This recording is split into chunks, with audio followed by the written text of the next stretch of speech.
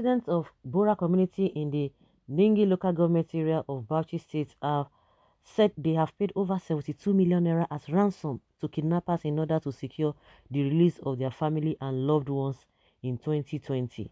The executive chairman of Ningi local government, Mahmouda Hassan Tabla, disclosed this while speaking with journalists in Bauchi. Tabla lamented that the people of the area are now living in perpetual fear every day due to incessant kidnapping and other forms of banditry. He said that the council had received complaints from farmers associations from rural communities about the influence of strangers from Zamfara state, numbering about 5,000 households that settled in the bush, the vast Lamed Burak Games reserves. He also said that the council reliably gathered that the strangers had been cutting trees and farming in the area, adding that they even built a mosque, and after that their settling had become a threat to the natives. The communities witnessed series of abduction of their people, where whenever a person is abducted, the bandits we ask the victims to take the ransom to Zamfara state, and within the last 1 year the community said they paid over 72 million naira at ransom. He said, when we received the report, we decided to investigate the matter and discover that the present administration inherited the problem. We noticed that people from other states started settling in the bush since 2012, with series of kidnappings taking place even in Ninge town. We have reported the matter to His Excellency, the Executive Governor of Bauchi State, Senator Bala Mohammed. The governor sat with us on 3 occasions concerning the issue of security in our area.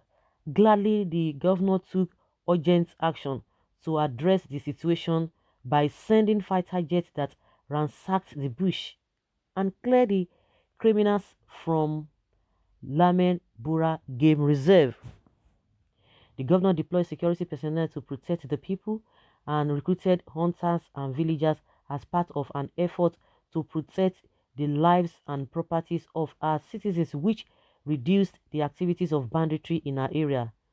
Tabla further said that the communities live in palpable fear due to the activities of the bandits kidnapping their people and are gradually taking away their farms, adding that the move is to make the residents of the communities in abject poverty as they keep paying ransom to them and losing their farms. Well, the question is that the governor has sat with them on how many occasions? According to him, 3 occasions. According to who is relating this report to us, at the end of the day, all to no avail. These are the people that will come out and begin to justify the reason why Esme, all of those people, they are the same. They are one and one. The reason why they are carrying AK-47, when it comes to the southern people, they begin to rationalize a lot of things. At the end of the day, you begin to ask yourself, what is the take home? What money, how much do these people in that community, how much did they even make that they will not be paying 72 million naira? And yet we have a lot of people who are stinkily poor in those zones, and they are out of their mega whatever money they get for from their farming, they still bring it together. And don't forget that some of those people in those communities, before they can even go to farm, they have to pay. Just have to pay your way through to go to your farm and go and farm. You have to pay. I don't know whether it is fine or the tax they are paying to the bandits, and we have a sitting government. But when it comes to the issue of a southern part of the country, do you know the reason why they are always angry? Most especially this northern elites, why they are always angry with the southern people? Because they know that the mentality of the people are so high, and even their own, the so-called southern leaders, they cannot even control. They don't have control over their people. Control in the sense that you cannot just sell anything to them and they begin to give it to you, or they begin to take it just like that. They have to think it through. You can't just deceive them.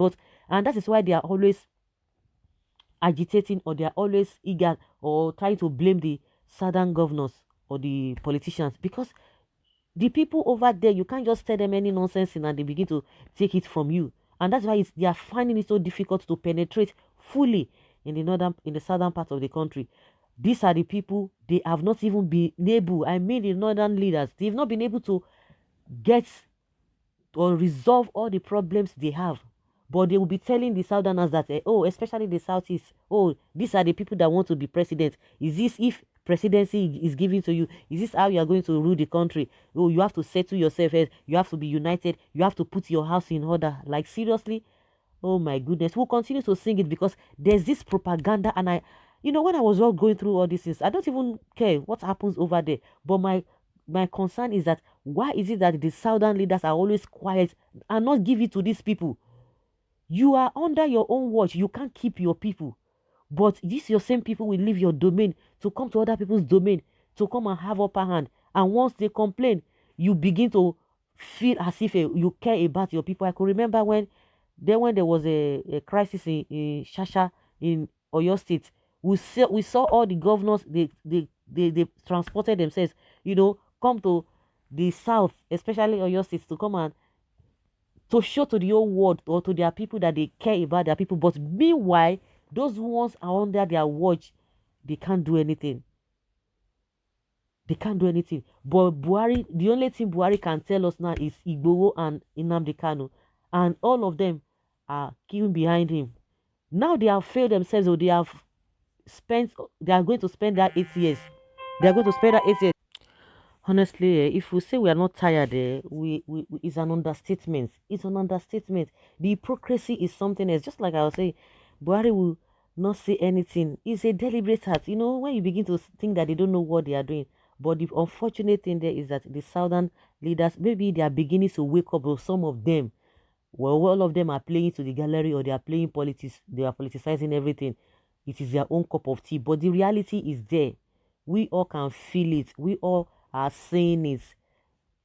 But you have to give it to them to make sure to let them know, because they are always accusing you people that you cannot say, you cannot come and dictate for them. You cannot do this. You cannot do that. They have wasted almost their 5-8 years now.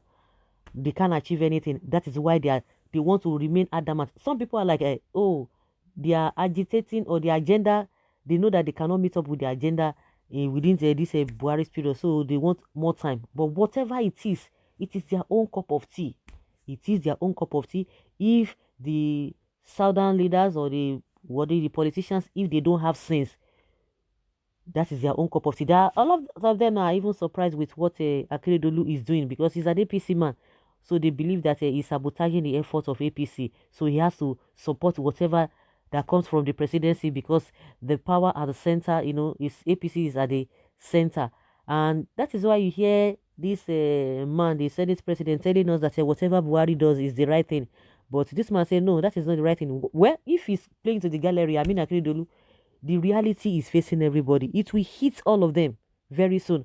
See what these people are talking about now. 72 million naira. What has the governor done?